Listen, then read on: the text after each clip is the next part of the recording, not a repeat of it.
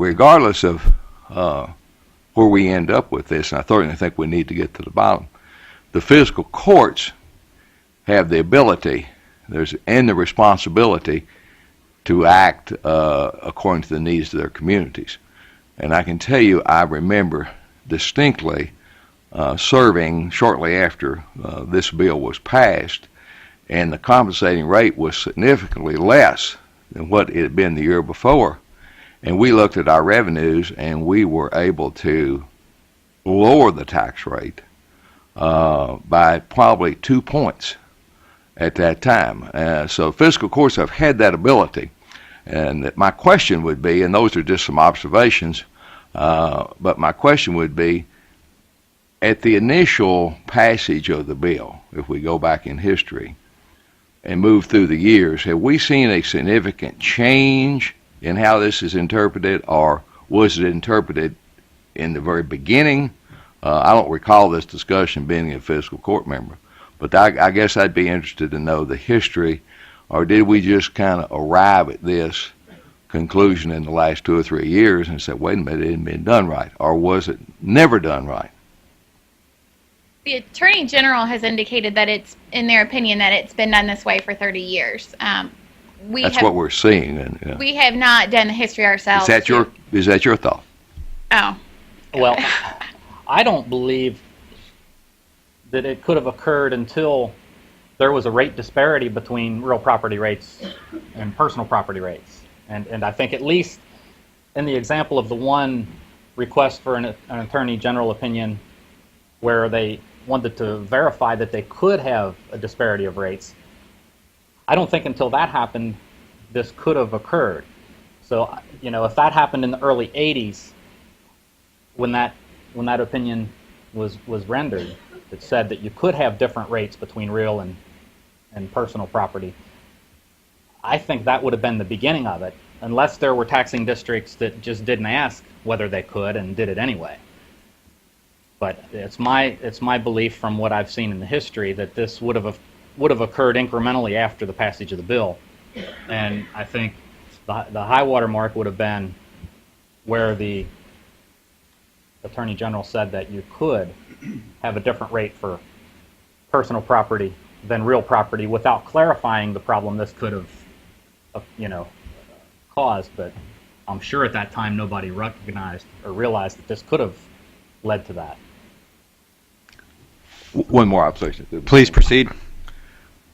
From I fool with quite a bit of agriculture issues here in the General Assembly, and from the standpoint of agriculture, we want to move very cautiously when we look at House Bill 44, because it has been a wonderful thing, Governor, for the agricultural folks of this great Commonwealth to see that we have had reasonable taxes. So we know that that's very important to us, and so I think we have to move very cautiously when we open this statute up. And thank you, Mr. Chairman.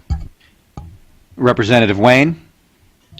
Thank you, Mr. Chairman. And I want to thank you all very much for this very enlightening and somewhat entertaining presentation. It was very well done. Very well done. Very creative. Those were some pretty entertaining PowerPoint slides, That's weren't right. they, Representative Wayne? They very well, yes. But getting back to Tiny County, I wanted to ask you, is it your understanding that really Tiny County has to do this because Tiny County has very many expectations by its citizens and very limited revenue? So they're being creative, working with Gold or whoever else to extract as much revenue as possible within the confines and misinterpretation or reinterpretation of House Bill 44. Is that pretty much how you understand it?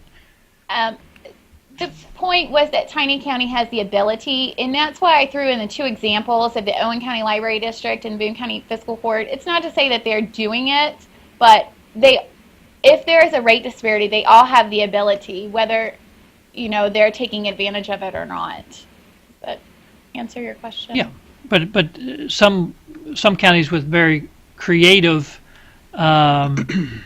people in leadership roles can use some of this and really boost their revenues. Absolutely. Right.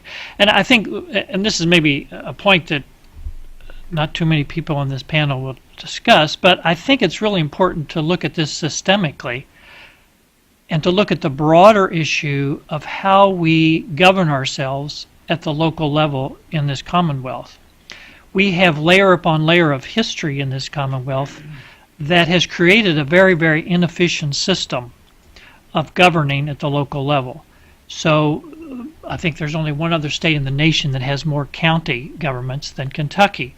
120 counties for this small state is a real burden on its citizens, in the sense that a county with maybe less than 5,000 people has a PVA and a county judge and blah, blah, blah, and then we have to set up a compensation system for them and health insurance for them, and then we have to get a retirement system for them, and 5,000 people can't afford that.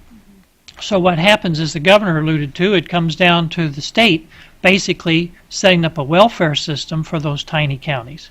And it's a very inefficient way to govern ourselves.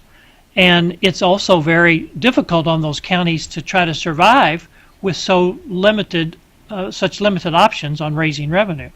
So if you're looking at it systemically, and we all get upset during recession periods, when all of our revenues are limited. But if you're looking at it systemically, you really want to look at how do we consolidate services. No offense to you, but do PVAs really need to be elected at a county level?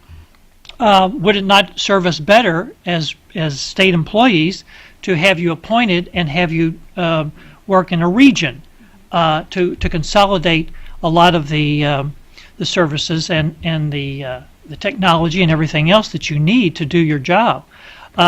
Do we need as many school systems as we have?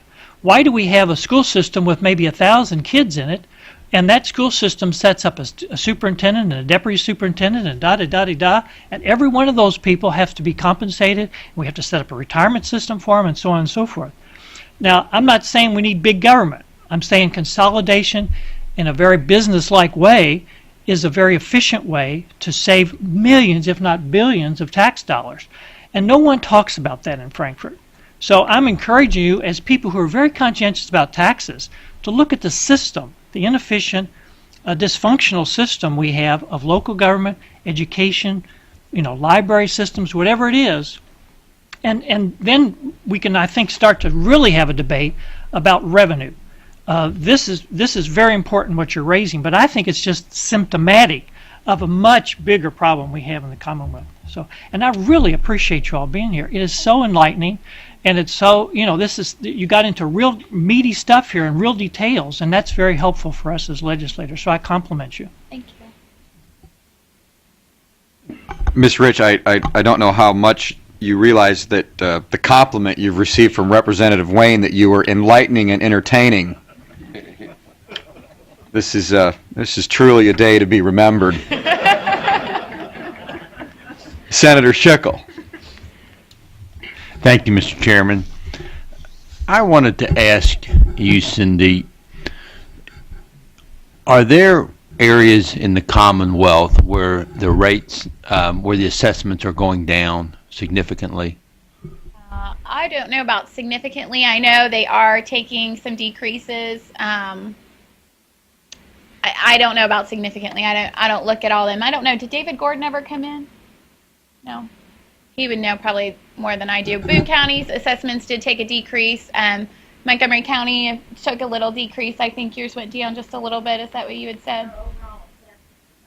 Oh, the overall assessment was up. So had they not had the new property.